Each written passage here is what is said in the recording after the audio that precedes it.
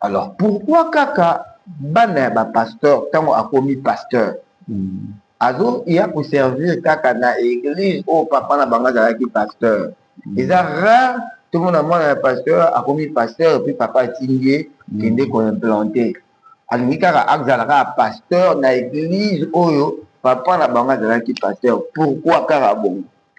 Alors, vous savez, aujourd'hui, quand on parle de l'implantation, dans le contexte actuel, ça demande beaucoup de moyens. Alors, si je peux répondre à ta question, moi, je pense que Bana Yaba Pasteur, le fait que Bazo travailler ou pas Yaba Papa, moi, je comprends que c'est une affaire de vision. Il n'y a pas quelqu'un qui peut comprendre mieux la vision que le fils. Bon, je sais que quand on parle de fils, ce n'est pas seulement le fils biologique. Mais dans le contexte de l'église Nabiso, vous allez comprendre que ce sont les fils biologiques qui ont plus les soucis à Mosala que peut-être les autres personnes. Il y a beaucoup de réalités dans l'église Nabiso, vraiment beaucoup de réalités. Alors, cela n'empêche pas un enfant de pasteur, un fils de pasteur, d'aller implanter. Ce n'est pas quelque chose qui peut déranger, mais dans le cadre de pérenniser la vision ou d'avoir les soucis du travail, c'est comme ça. Beaucoup de parents préfèrent voir les enfants évoluer auprès d'eux pour que la vision soit vraiment pérennisée. Alors moi, dans mon cas, moi je pense que moi déjà je suis vraiment un homme de terrain. Moi je suis un homme de terrain. J'ai déjà été plusieurs fois dans les implantations des églises, comme à Kinshasa ou ailleurs, dans les intérieurs, à l'intérieur du pays. Et ils ont empêché dans nos bisotés. Ma implantation, où je suis dans la communauté Nabiso, on en a déjà beaucoup parlé. La vision de l'implantation ne vient pas souvent des églises parce que l'église n'a pas assez de moyens pour financer les implantations. Alors que la communauté, ceux qui basent dans la vision, ça, ils peuvent aider et puis les implantations sont possibles. Alors, pour conclure, je pense que si les enfants doivent travailler, pour la batata, c'est dans le souci de pérenniser la vision où peut-être beaucoup de gens ne comprennent pas, beaucoup de gens voilà un peu si je peux répondre à ma question. Alors, olobaki que pana yo ezalaki appel. Exactement. Eyaki ndenge ndenge okomponaki qu'ils appel. Alors, je me dis, moi, comme je t'avais dit, Nabandaki, ministère dans l'église, ici j'étais comme chantre, j'étais comme frère, comme choriste dans le choral. Et c'est quand j'ai intégré mon ministère, c'est là où j'ai commencé à découvrir mon appel. C'est là où j'ai commencé à découvrir mon appel. Et d'autres gens ont détecté l'appel, ont détecté les talents, les dons qu'il y avait à moi. Et puis c'est comme ça que tout est parti. Et je me rappelle, il y a une fois, quand nous étions dans un ministère, on m'a proposé une fois, désormais, tu vas commencer à prêcher, tout là. Moi-même, je ne me voyais pas dans ça. Moi, je savais que je suis venu justement pour servir. Et le jour où j'avais essayé, tout est bien passé. Et voilà, j'ai commencé à exercer dans plusieurs domaines. Et c'est parti comme ça. Ok. Réaction à l'église ezalaka ndenge nini ntango papa annonçaki yo que oza pasteur, oza assistant na ye. Réaction à l'église ezalaki ndenge. Bon, chez nous à l'église, à un moment, déjà, moi, je suis allé faire les études théologiques, déjà de ma manière, parce que dans le ministère où vous avez évolué, on a fait sur la bourse, on a fait premier graduat et puis au salaire, deuxième graduat. Alors, arrivé dans troisième graduat, tozonga na l'église, tozwa ba témoignage, tozwa ba recommandation plutôt. Ba lettre de recommandation, où ils ont prouvé que réellement c'est l'église qui nous envoie.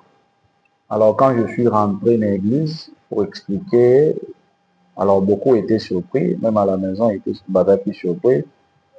Et j'ai essayé d'expliquer les choses.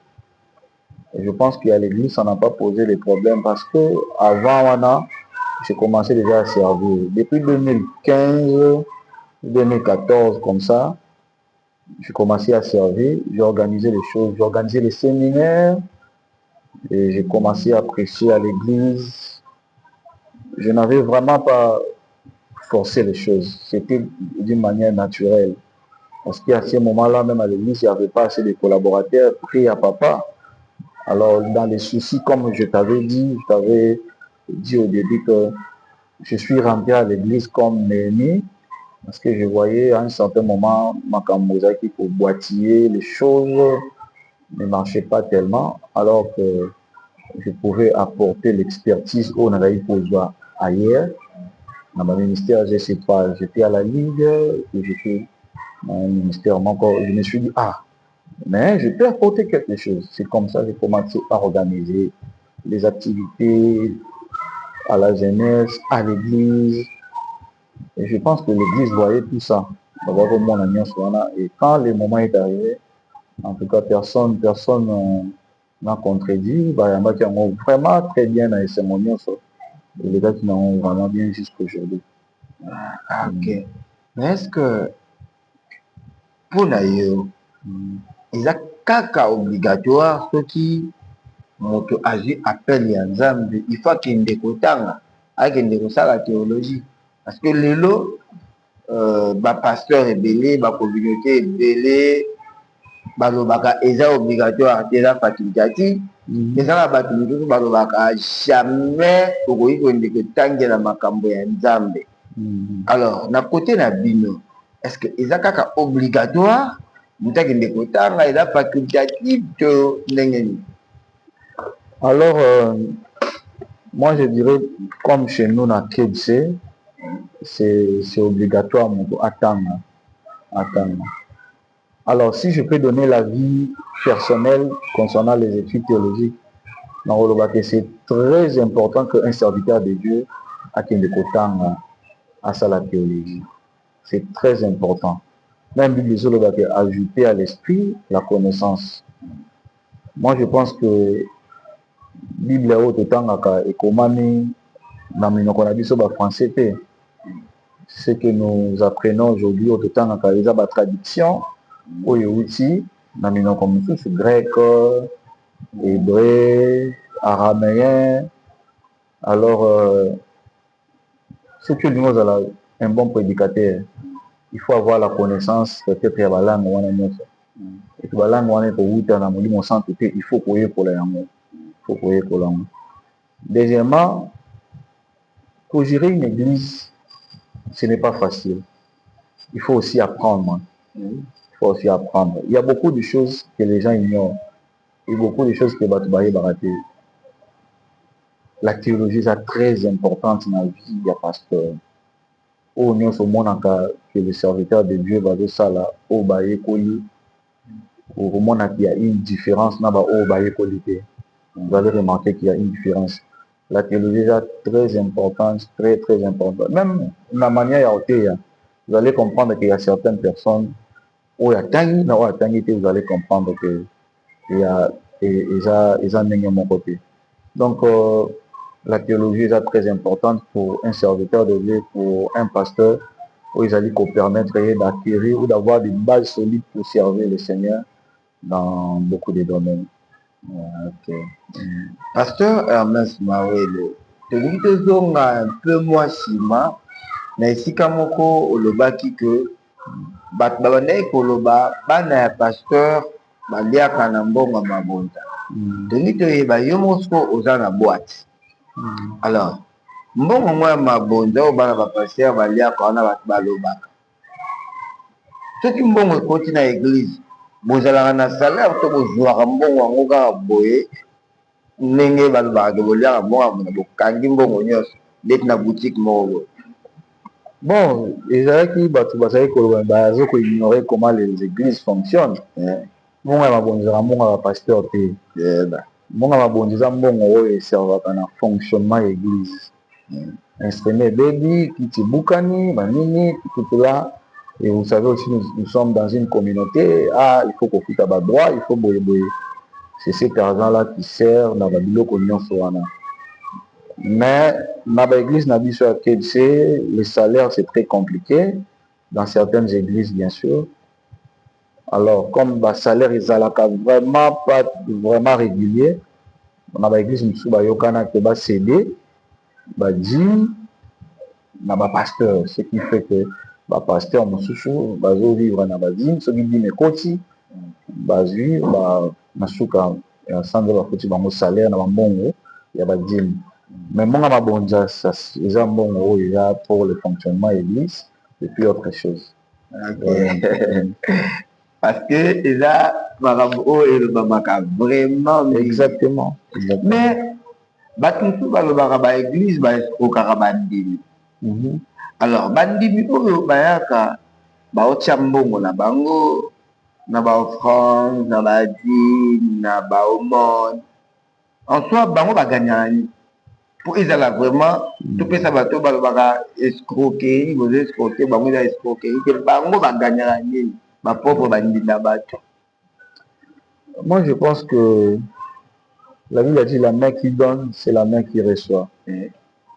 Je pense que moto akoki kopambola mate soki aza loboko ya kokanga.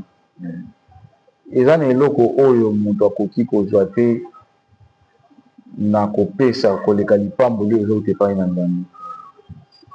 Bible ezoloba oyo tozali kozwa ezali oyo ezouta epai na Nzambe. Alors biso tozongisaka nde oyo tozwaka epai na Nzambe. Parce que oyo nyonso toza na yango, or, argent, tout ça, ça ne nous appartient pas. Eutaka epai na Nzambe nde aza kolo na yango. Même le souffle de vie, tozwa yango ya ofele. Ce que nous donnons est insignifiant na oyo Nzambe apesaka biso.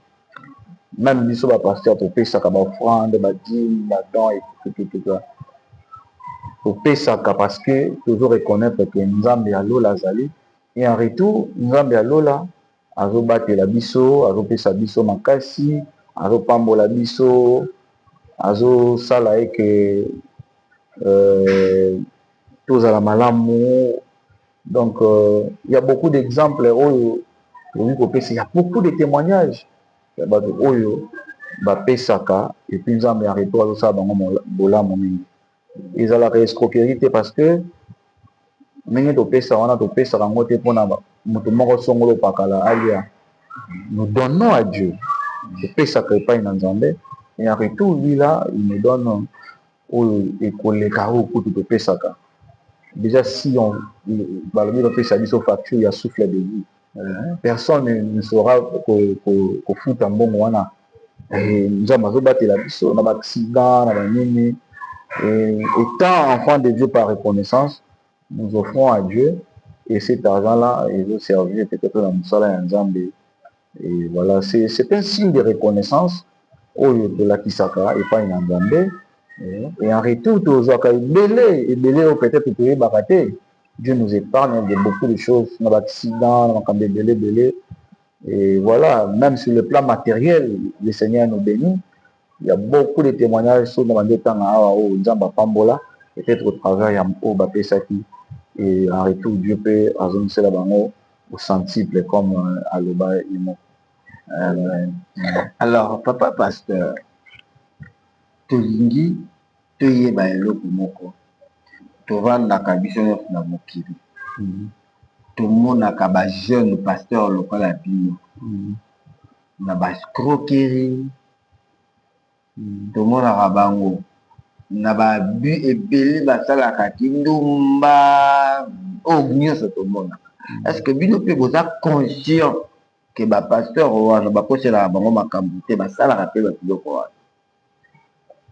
Bon, moi je pense que maïninga na rapamba teninga baloba ceux qui m'a manié on est certainement il y a aussi des pasteurs qui vont se méconduire, vont tambola pe, on va via la débauche, na marande belé belé, to yo kaka pe to monaka.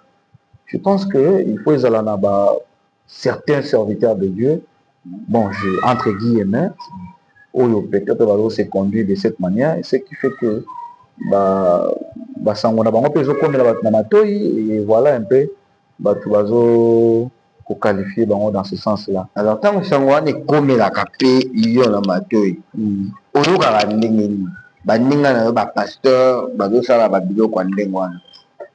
Ça fait très mal parce que ceux qui bango wana bazosala bongo directement bazo kobebisa mosala na biso et puis baloba lilala moko ebebisa ekoki kobebisa pe malala mosusu. Et surtout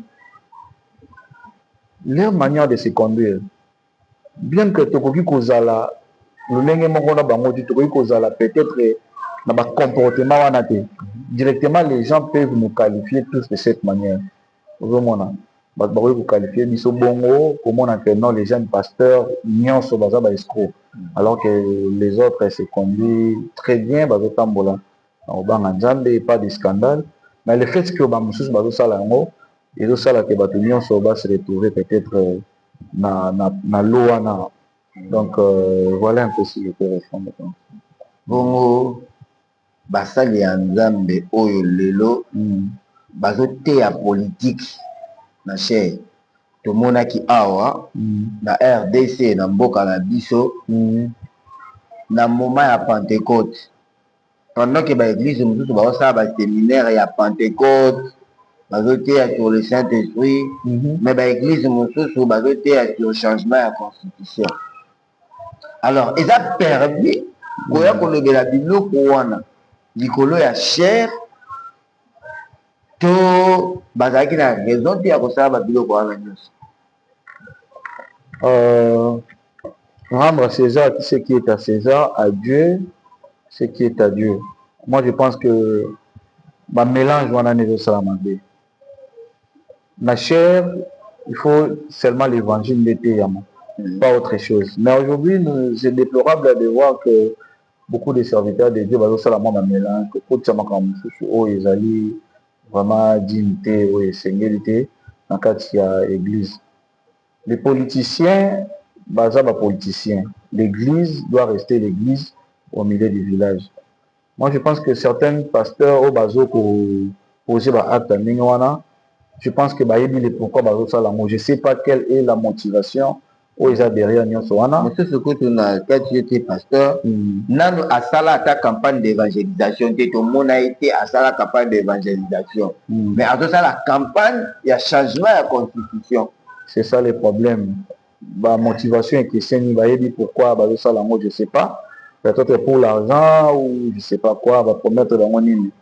Mais cher et Seigneur le Lobananzambe était pour édifier les enfants de Dieu, pour évangéliser, pour convertir des âmes, non pour autre chose. Alors que ceux qui m'ont message à ils ont édifié en rien. Au contraire, ils ont divisé le peuple de Dieu parce que exactement, voilà. Parce que il y a pouvoir, parce qu'on a une petite position on a les parce qu'une église tout la marabatunion, n'a pas pouvoir, n'a pas de opposition, tout la marabango. Alors ceux qui déjà aux autres angle encore, ça peut frustrer certaines personnes. Et au lieu de gagner ba âme, mutumsu peut avoir sensible. Ako pour l'on appelle église à terminer juste na cause ya acte mon salut. En cas de ciel, comment pasteur se comporter. Si vous ceux qui amour et katina yesu fait dans la lola, ce que so amour a permis. C'est pour ça ici matanga na lola. Donc il faut vraiment tous à la très sage de ces côtés-là, ne pas mélanger l'évangile avec la politique. Tout ça toujours on a des jeunes pasteurs. Les autres on a ceux qui m'ont commis jeunes, avec pasteur. Na éviter ceux qui bâtissent à Mandefu, le rôle de Jean-Baptiste, Mamdou Bâtier Bali, au monde a changé totalement, Moussousou, au monde a changé, habillement naïe, Moussousou. Donc, au monde on doit reconnaître les sous-soutés. Mais tout le bien plus, Oyo, Baza, peut-être atie Lox pasteur atiki Lox lokola Jean Baptiste parce que nakutana na ndeko moko boye aza prophète alobi ke asali lokola Jean Baptiste bandeki kosandola suki te lokola Samson banda kosandola suki te yango yeba atiki bongo na mandeko akokana na bango mosusu omonaka atie li.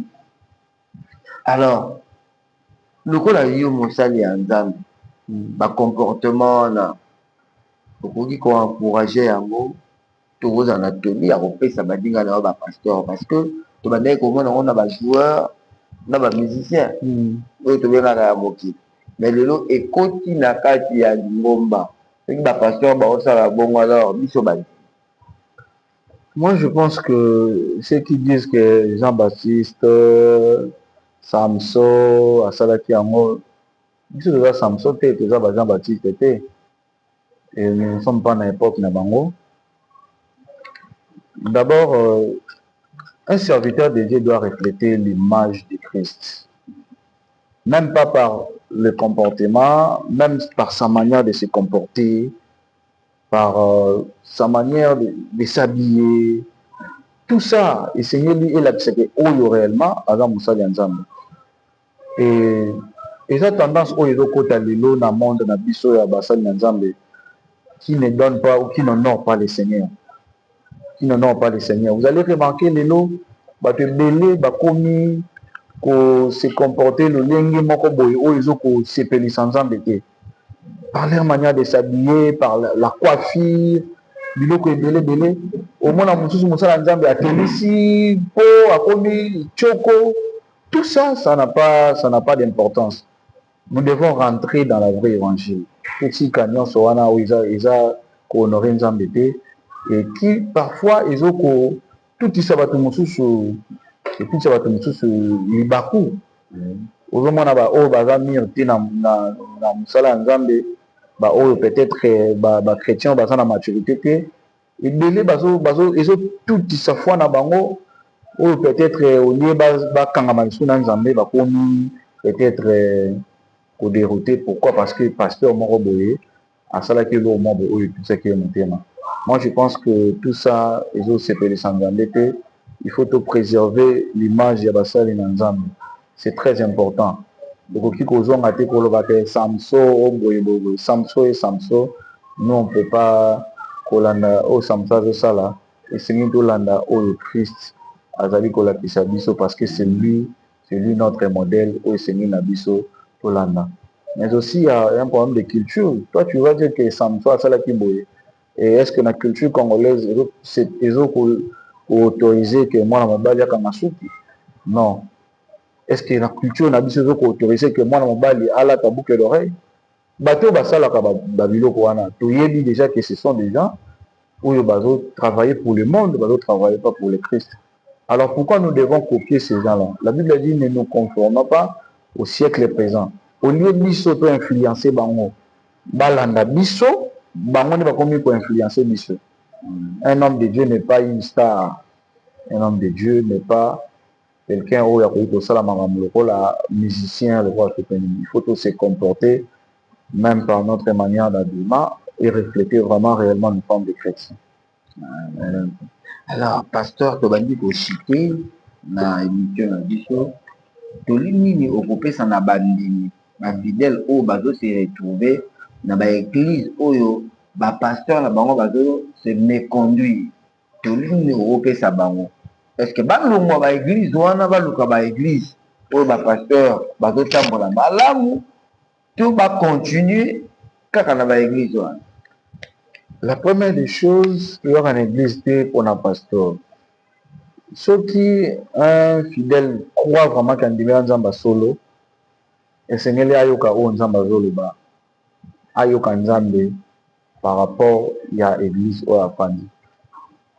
Atuna Nzambe, alukelongi na Nzambe et ayoka Nzambe o Nzamba koyebisa ye. Moi je ne peux pas dire à une personne ya kolongwa ou soit kotika dans l'église par rapport au comportement ya pasteur. Ce qui Nzamba lingi azala wana, gloire à Dieu. Ce qui Nzamba lingi que peut-être akenda ya, gloire à Dieu. Mais dans tout ça, il faut que ayoka volonté en Nzambe, que la volonté de Dieu et ils allent vraiment accompli.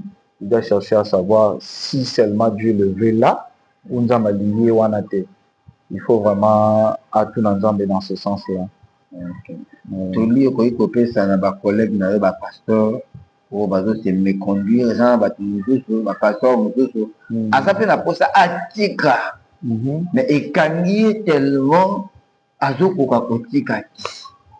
Tout lui, que ça va. Bon, je pense que monsieur Soazo linga tika mais azo koka kotika te. Je pense que za likambo oyo basala yango na musuni te. So lobi na tika na kibo musuni et kozala pasi parce que ezaka très compliqué. Koki oluka basali na nzambe oyo baza lokola ye bakoki kosunga ye na nzela baprière et soit akoki se consacrer vraiment à Dieu koluka kokota au moment de prière pour demander vraiment que le Saint-Esprit asunga ye parce que na makasi ya kibomoto ça sera très compliqué. Et seul le Saint-Esprit a la capacité ya kosunga bango oke bazonga na nzela oke bazonga na sia makolo nzambe. Et voilà un peu, ils peuvent solliciter d'autres serviteurs de Dieu. Je sais que c'est pas facile, mais ceux qui vraiment ont besoin pour sauver le ministère, pour sauver âme, ils peuvent faire ces démarches-là pour que bazon a vraiment Nanzela, mais nous avons parce que ceux qui vont continuer en Nanzela, Dieu finira toujours par les exposer et ça ne sera pas une très bonne chose. Parce que la guérison, le salaire du péché, c'est la mort. Jugement vous allez vraiment doublement ceux qui vraiment dans posa kotika na kibonzo ce sera très compliqué mais ça là vraiment nzela mon centre de son bango ezala malamu to lié ko pesa pona bandeko na yo bana ba pasteur oyo bazo se méconduire na bana ba pasteur oyo baza na posa pe bakoma basalela nzambe lokola yo tulini okopesa genre ya bana ba pasteur wana mibale. Alors bana ba pasteur bazo se méconduire, il faut savoir que quelque part pe ministère ya ba parents na biso ezo dépendre quelque part na image okopesa papa na mtala pasteur ngate. Il faut faire très attention à la langage lokola lolenge wana parce que du fait que nous devons se comporter l'évangile la prédication, papa, le comportement comme un frein. Imagine que dans l'église, les parents alignés, papa, par exemple, sur le comportement des enfants, sur la vie, et vous allez remarquer que certaines personnes auront du mal à accepter ou à croire dans la prédication à leurs parents. Pourquoi? Parce qu'ils vont se dire que se comportera bon. Comment lui là, il peut nous dire ça?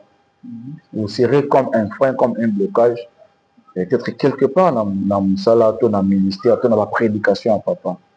Alors pour ceux qui veulent suivre les chemins au Bissotogé, cela ne veut pas dire forcément qu'il faut voir comme un pasteur, mais ceux qui peuvent aligner comme un serviteur de Dieu, servir le Seigneur, peut-être dans le chant, dans le c'est justement il y a Olanda conseil okangama mingi na nzambe kozala disponible pour l'œuvre du Seigneur et puis kolinga nzambe et surtout kobongola motema ya solo.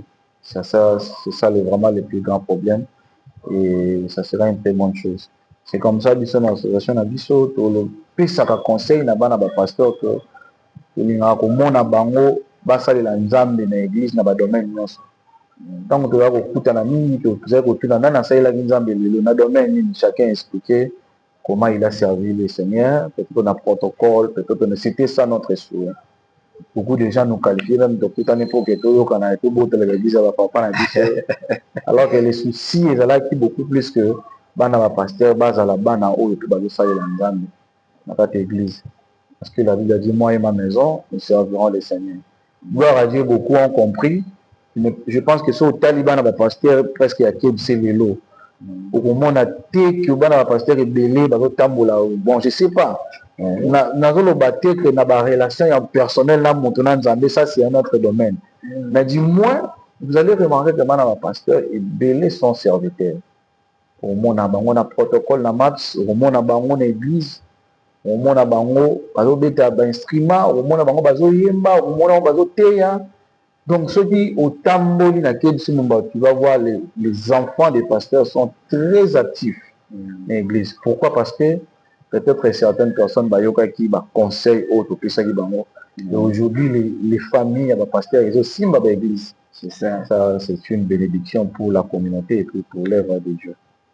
Merci Ndeko Balandi. Ala tokomi na suka ya émission na biso na papa pasteur Hermès Mawele na ebite papa liloba ya suka tombo te moko ko pesa bato bazolanda biso. En tout cas, que Dieu vous bénisse. Je suis vraiment très content. Et dans cette la thématique haute développée, j'espère que vous serez un peu battu belé. C'est une rekoloba na ko ebisaka bandeko que vous avez en Nzambe. J'espère que au nous sommes sololi à mon papa part na il y a leçon na émission haute sali le awa. C'est une habitude que le royaume de Dieu est de Bosso na ça musana Nzambe na Bosolo avec beaucoup de respect na ko banga Nzambe pe na ko ninga musala Nzambe. Mes salutations na bato nyonso balandi biso tika ete Nzambe apambola biso. Merci beaucoup bandeko balandi émission na biso tokolandi yango commenter, sala j'aime, liker, partager et surtout tinda bandeko mosusu baza ba abonné te bas s'abonner yo pe oza abonné te s'abonner la chaîne na biso pona ko encourager biso. Topesi bino nyonso mbote na kombo ya Yesu Kristo wana tobosanaka te société na biso ya construction JM construction.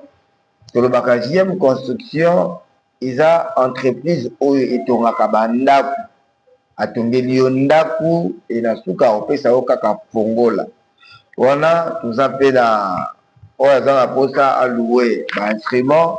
Nous avons la maison na biso Eric Sono, logo eza wana, ba numéro eza na te wana, et puis nous avons na BK Business, ndeko oza na tante ya kokende kosomba elamba, ya kosomba sapatu, okosala ka commande, akoyela yo na ndako.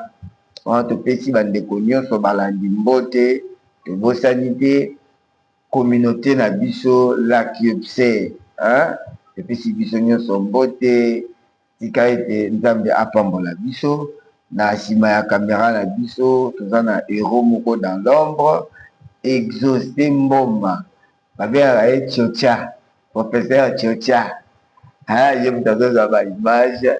Merci Nzambe apambola biso tokutani mbala nsima.